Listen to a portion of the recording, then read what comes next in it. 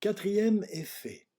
Le quatrième effet, le plus important, se manifesta beaucoup plus tard que les trois autres, vers 2017. C'est quand les problèmes qui subsistaient dans l'acoustique de la salle ont été complètement résolus que ce nouveau phénomène se manifesta.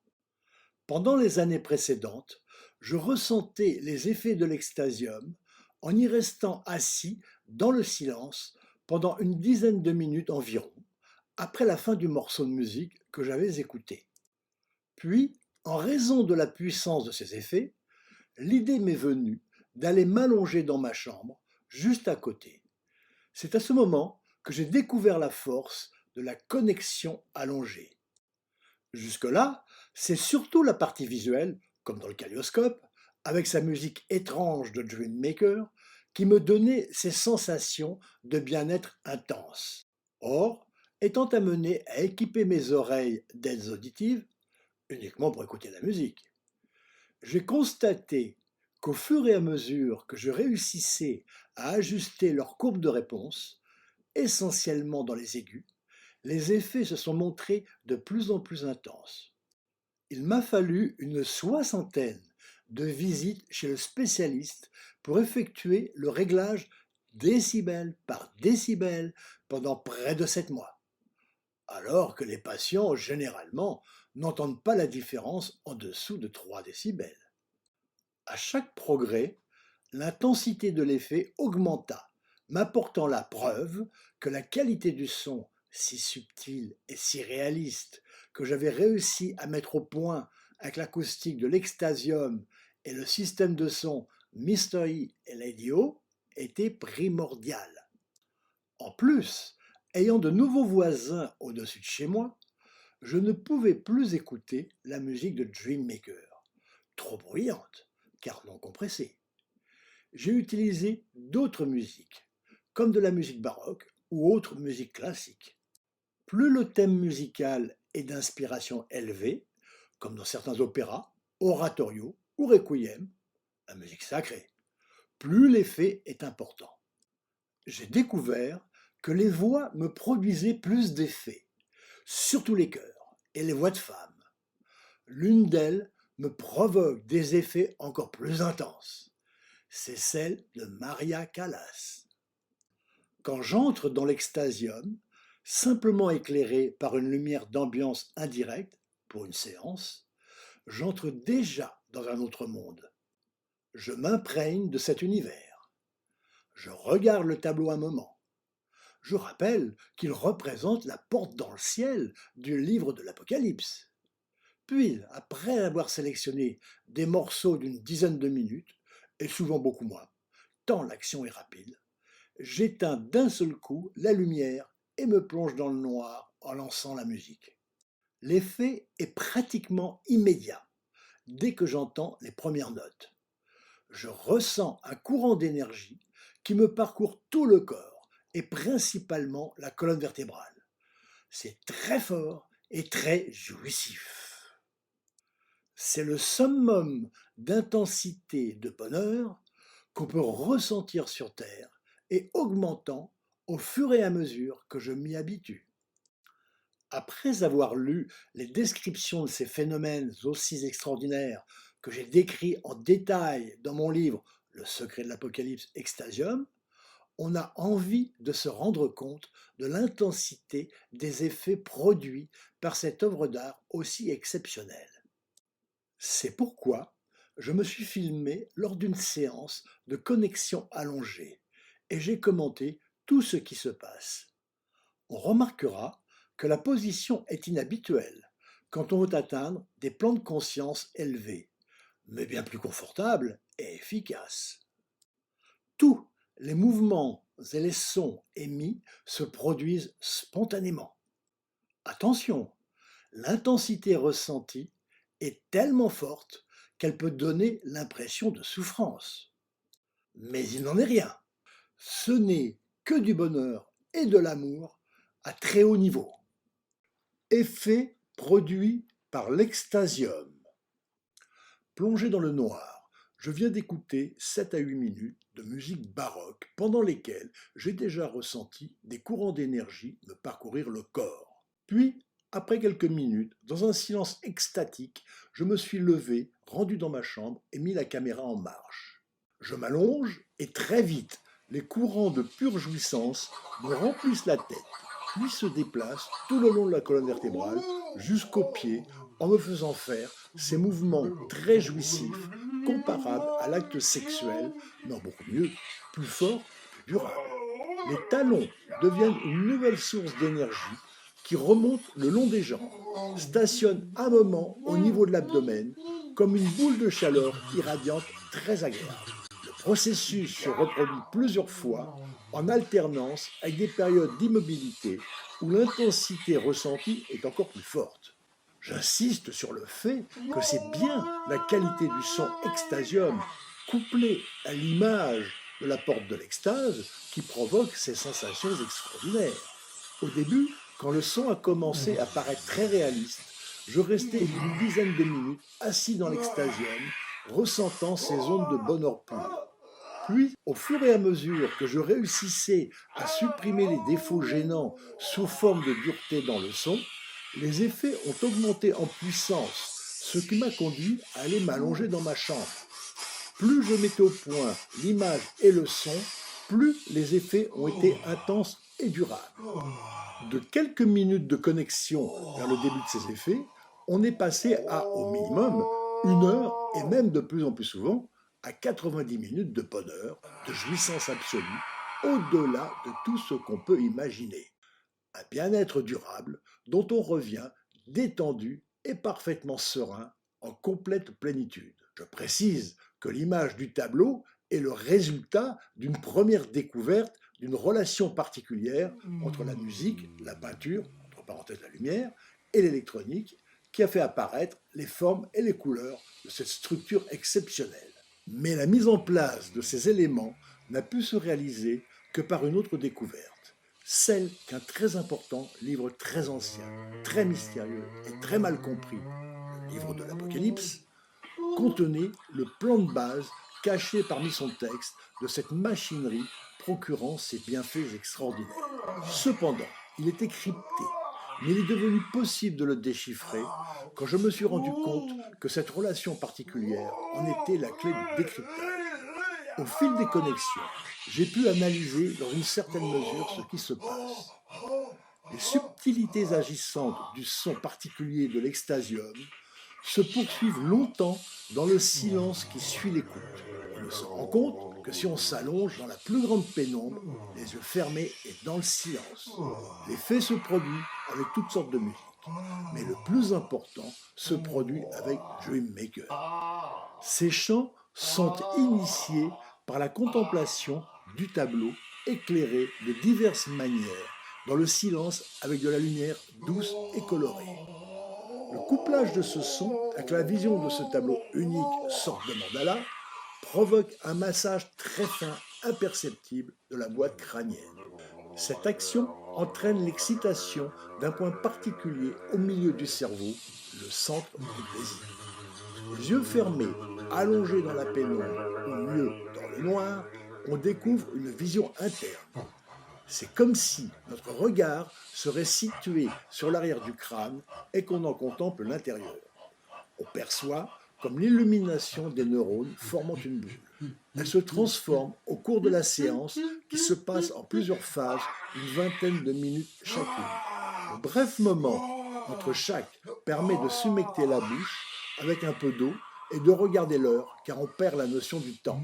Dans la première phase, la boule est uniforme et quelques pensées du quotidien immédiat liées à la création et à la promotion du projet Extasium arrivent avec une très grande acuité, mais difficilement mémorisable. L'action de mettre en mémoire les pensées créatrices survenues à ce moment faut redescendre à un niveau quotidien et rend plus difficile le redémarrage.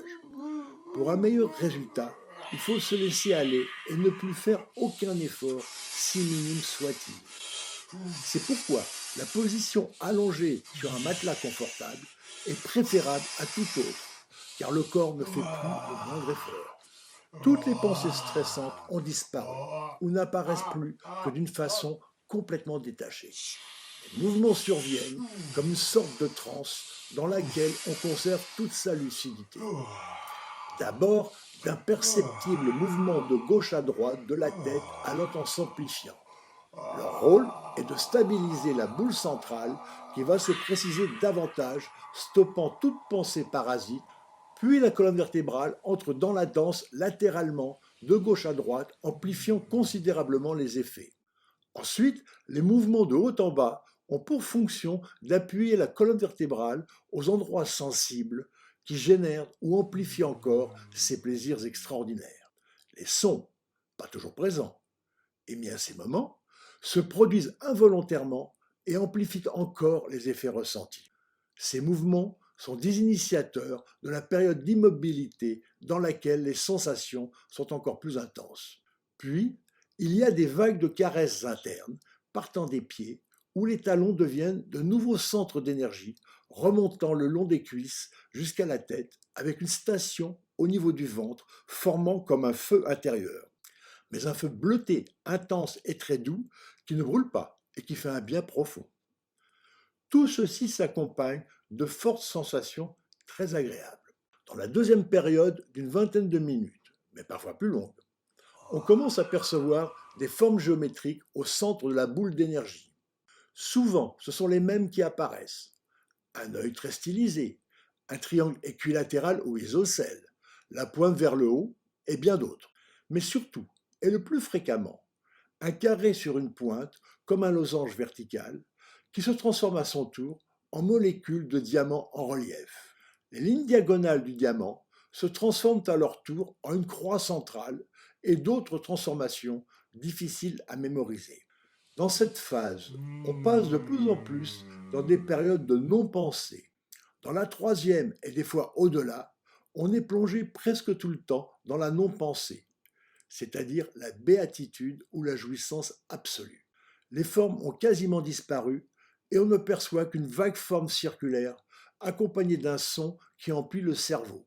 Ce son s'apparente à un léger chuintement continu et très doux qui s'intensifie en se transformant au fur et à mesure qu'on pénètre dans une autre dimension, la non-pensée et de l'extase où on est pure conscience, pure perception de soi, pure sensation de jouissance, pur bien-être. Après chaque séance de démonstration du tableau animé en musique, on constata que les centaines de spectateurs qui l'avaient expérimenté au fil des années avaient ressenti de l'extase. C'est pourquoi la salle fut baptisée Extasium. Il y a de nombreux niveaux d'extase qu'on peut atteindre. Suivant la sensibilité de chacun, on peut les atteindre plus ou moins rapidement et facilement. On ne se rend compte du niveau atteint, qui paraît toujours très haut et intense, qu'en redescendant. Le plus facile et rapide qu'ont atteint tous les spectateurs, avec une intensité variable suivant les individus, consiste à visionner le kaléidoscope, le tableau cinéma, issu de l'extasium, sur les champs de Dreammaker. Les effets sont tels qu'on a pu parler de relaxation intensive. Et pour un meilleur résultat, il faut l'écouter soit avec un système de son de qualité, soit, et beaucoup mieux, avec un casque audio le meilleur possible pour se rapprocher du son extasium. Idéal pour l'extase la plus intense est de regarder le kaléidoscope dans un extasium à la fois pour sa qualité de son et aussi par son aspect visuel, ce qui n'est pas à la portée de tous pour l'instant. Et quand on se sent prêt, on écoute de la musique plongée dans le noir, ce qui renforce considérablement la sensation. Être dans un extasium, qui est un espace acoustique, donne l'impression de voyager dans une sorte d'engin spatial, à la fois tapis volant, conte de fées ou temple grec, qui transporte immédiatement dans un univers de sérénité hors du temps et des soucis du quotidien. On atteint des extases intenses par étapes progressives, mais assez rapidement si on est sensible, ouvert et qu'on se laisse aller. On peut visionner plusieurs fois les mêmes vidéos qui sont toujours agissantes, tant elles sont riches de détails inhabituels qu'on ne peut pas mémoriser. Le commentaire le plus fréquent après une séance, il n'y a pas de mots. Plusieurs fois, des spectateurs ont relaté que dans la semaine qui suivait une séance, ils ressentaient un changement bénéfique sans pouvoir le définir et se sentaient protégés. Après la séance, on a envie de sortir, dîner, voir un film, etc. avec une très grande lucidité et le corps encore agréablement vibrant certains soirs. Il y aurait encore beaucoup de choses à dire sur les effets de l'extasium, mais la difficulté de les mettre en mémoire fait que le mieux est de l'expérimenter soi-même. La définition de cette vidéo est mauvaise parce qu'il a fallu filmer avec très peu de lumière et n'est à considérer que comme un document. Cette séance a duré près de 22 minutes dans cette pénombre.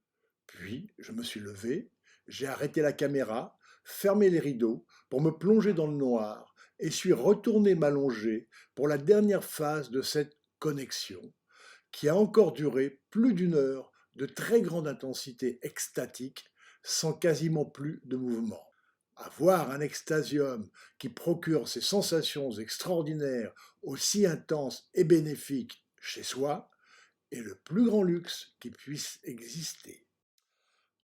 Depuis que cette vidéo a été tournée, 2 ans se sont passés, pendant lesquels les effets se sont amplifiés, devenant encore plus intenses et rapides à se produire, au point que j'ai ressenti l'évidence que je faisais l'amour ou vivais l'amour avec l'énergie divine.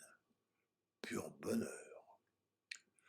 Je rappelle que toute ma recherche et ma création qui provoquent ces effets si bienfaisants repose sur le décryptage et l'analyse du livre de l'Apocalypse, dernier chapitre de la Bible.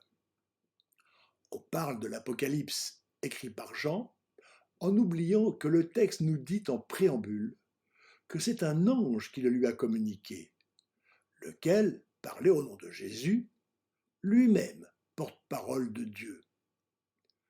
Je ne l'ai réalisé que récemment, ce qui m'a conduit à me rendre compte que cette œuvre d'art si extraordinaire qu'est l'extasium est le cadeau de Dieu, à qui je ne pensais pas auparavant, destiné à l'humanité. J'en ai acquis la preuve de son existence en le ressentant et le contemplant dans ses multiples aspects chaque jour, en plus des révélations qui m'ont été transmises.